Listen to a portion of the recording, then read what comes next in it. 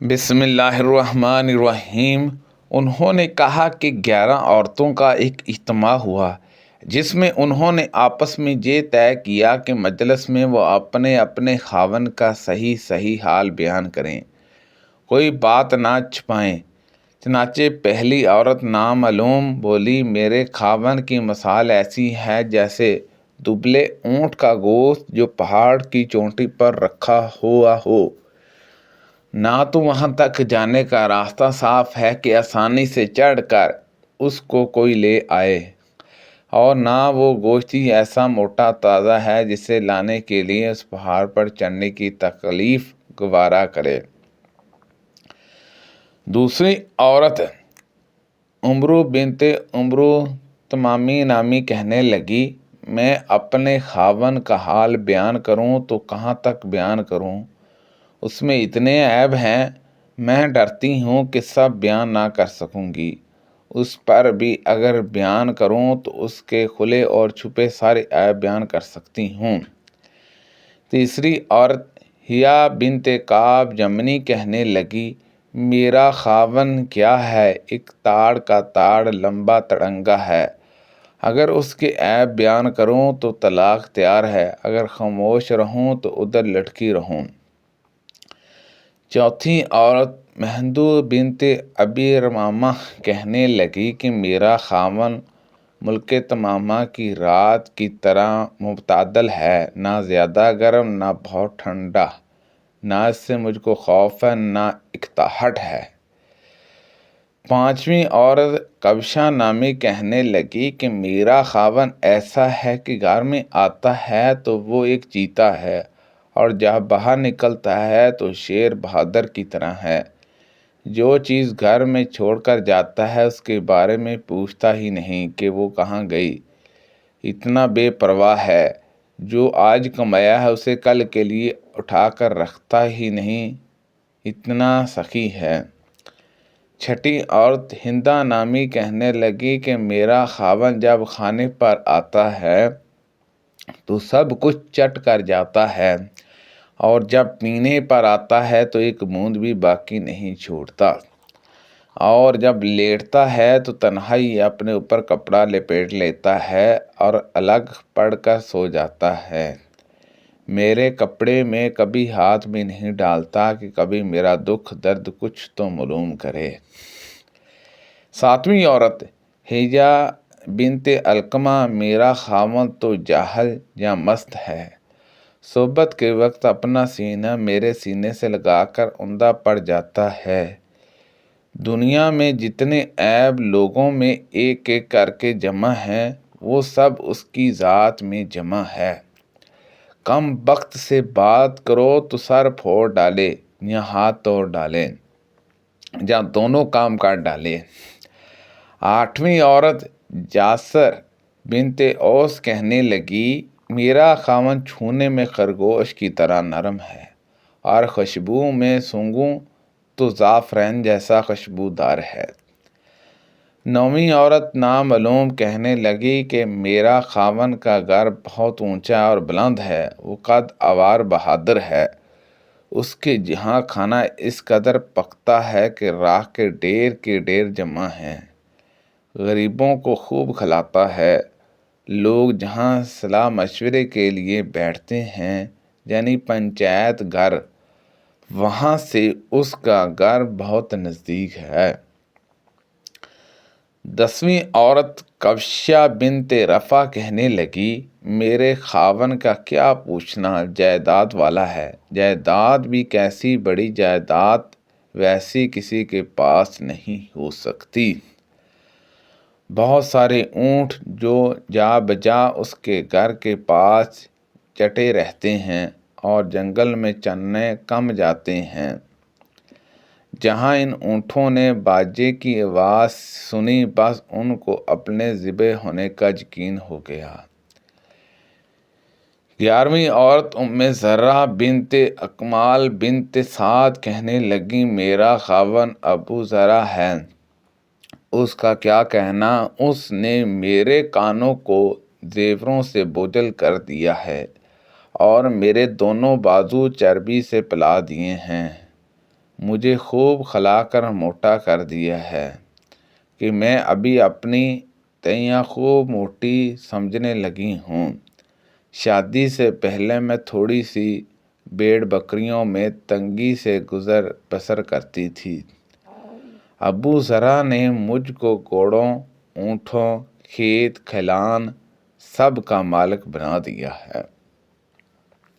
اتنی بہت جائیداد ملنے پر بھی اس کا مزاج اتنا عمدہ ہے کہ بات کہوں تو برا نہیں مانتا، مجھ کو کبھی برا نہیں کہتا۔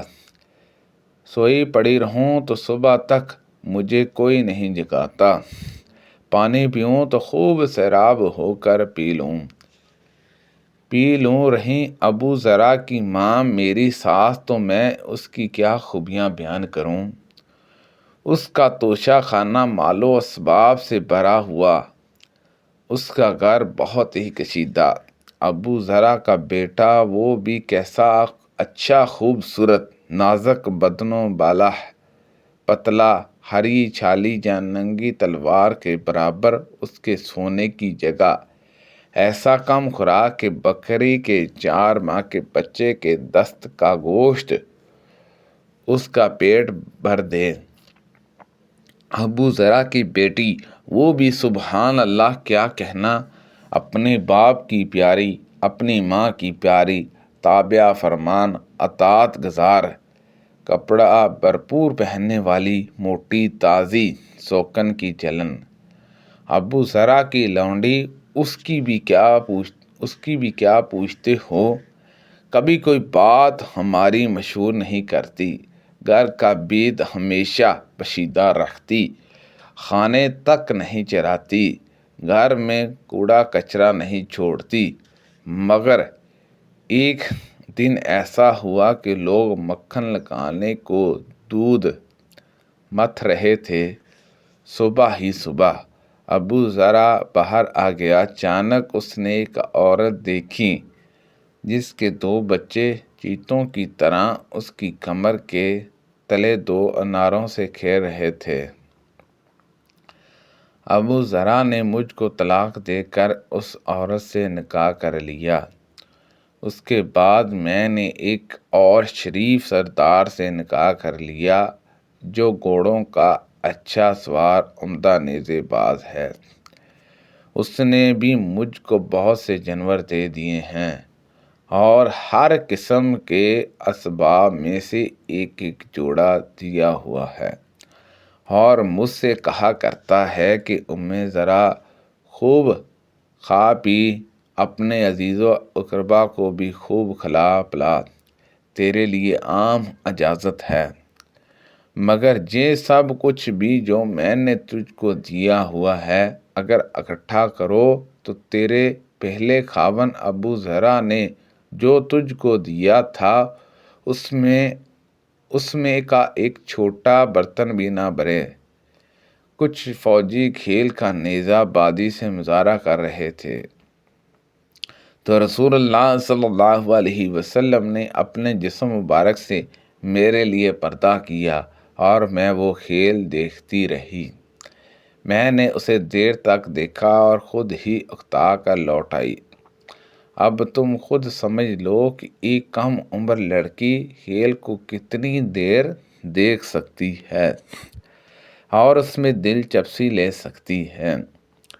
بہت دنوں تک میرے دل میں خواہش رہی کہ میں حضرت عمر بن خطاب رضی اللہ عنہ سے نبی کریم صلی اللہ علیہ وسلم کی ان 2 بیویوں کے متعلق پوچھوں جن کے بارے میں اللہ نے یہ آیت نازل کی تھی۔ نبی کریم صلی اللہ علیہ وسلم نے فرمایا، اگر شوہر گھر پر موجود ہے تو کوئی عورت اس کی اجازت کے بغیر نفلی روزے نہ رکھے۔ نبی کریم صلی اللہ علیہ وسلم نے فرمایا، جب شوہر اپنی بیوی کو اپنے بستر پر بلائے اور وہ نہ آنے سے ناراضگی کی وجہ سے انکار کر دے تو فرشتے صبح تک اس پر لعنت بھیجتے رہتے ہیں۔ استغفر اللہ۔ نبی کریم صلی اللہ علیہ وسلم نے فرمایا، اگر شوہر اپنے عورت اپنے شوہر سے ناراضگی کی وجہ سے اس کے بستر سے الگ تھلگ رات گزارے تو فرشتے اس پر اس وقت تک لعنت بھیجتے ہیں جب تک وہ اپنی اس حرکت سے باز نہ آ جائے۔ رسول اللہ صلی اللہ علیہ وسلم نے فرمایا، عورت کے لیے جائز نہیں کہ اپنے شوہر کی موجودگی میں اس کی اجازت کے بغیر نفلی روزہ رکھے، اور عورت کسی کو اس کے گھر میں اس کی مرضی کے بغیر آنے کی اجازت نہ دے، اور عورت جو کچھ بھی اپنے شوہر کے مال میں سے اس کی سرا اجازت کے بغیر خرچ کر دے تو اسے بھی اس کا آدھا ثواب ملے گا۔ اس حدیث کو ابو النضدہ نے موسیٰ بن ابی عثمان سے بھی، اور ان سے ان کے والد نے، اور ان سے حضرت ابو ہریرہ رضی اللہ عنہ نے روایت کیا ہے، اور اس میں صرف روزے کا ہی ذکر ہے۔ سبحان اللہ عز و جل۔ اللہ پاک سے دعا ہے کہ اللہ پاک ان حدیثوں پر عمل کرنے کی توفیق عطا فرمائے۔ کو پڑھنے میں غلطی کوتاہی ہو گئی ہو تو اللہ پاک معاف فرمائے۔ اللہ پاک ہم سب کو صحت و تندرستی عطا فرمائے۔ صدقہ جاریہ سے زیادہ لوگوں تک شیئر کیجیے۔ آمین بجاہ النبی الامین صلی اللہ علیہ وسلم۔